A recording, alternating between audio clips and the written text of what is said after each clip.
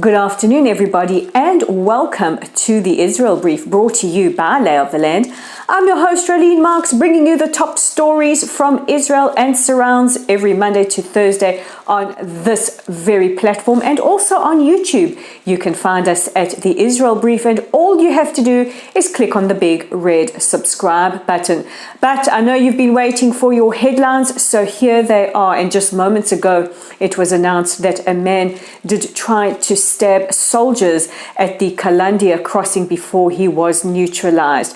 And this follows clashes reported earlier today when 6 policemen and 4 Palestinians were injured during an attempted arrest in Qalandiya, which is just very, very close to Jerusalem. Apparently, the policemen tried to apprehend 3 or at least arrest 3 on suspicions of car theft, and they were injured, and they shot at Palestinians. Nobody was killed in the clashes, and Palestinians threw cinder blocks and other heavy objects from top of roofs onto the policemen below. In other news, we turn now to the COVID-19 crisis, and over the last couple of weeks, Israel's numbers have started to increase, prompting discussions whether or not we will be entering a third lockdown and indeed a third wave. The health ministry have been debating this, and this comes as news is reported that Israel is going to receive the vaccines in the next couple of weeks. Now, there was a lot of debate yesterday about who would be the first to take these vaccines, and the plans for rollout are being discussed. But who amongst the government are prepared to roll up their sleeves and take the jab in order to encourage citizens not to be afraid of the vaccines? And Health Minister Yuli Edelstein has said he is more than prepared to.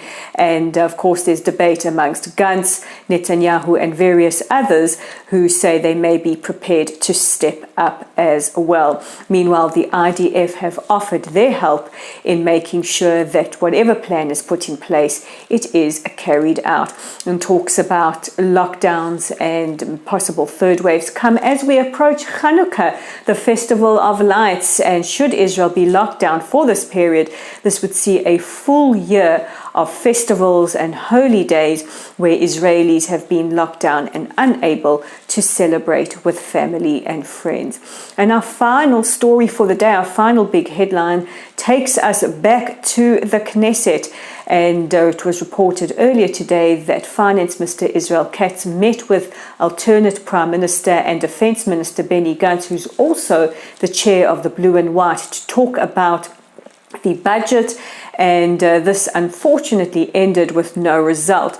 Now, Israel Katz says that he is prepared and he's ready for a budget for 2021, but the Blue and White want a budget that will take place or hold over at least 2 years. Now, if a budget is not passed by the deadline of the 23rd of December, the Knesset will automatically dissolve and Israel will go to elections. Last week in the Knesset, there was a preliminary vote, one of 4 votes, in order to possibly dissolve the Knesset.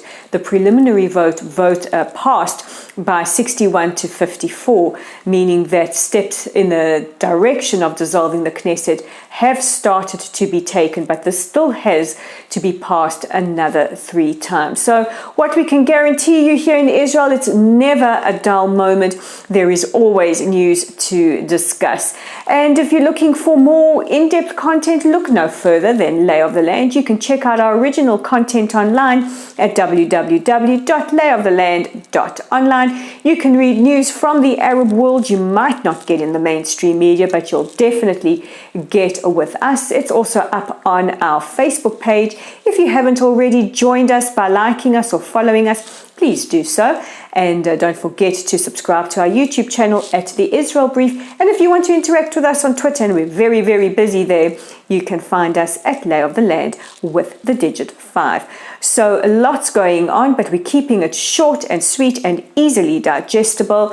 And from all of us here at The Israel Brief and Lay of the Land, we wish you a safe and healthy rest of the day. And we'll chat again tomorrow.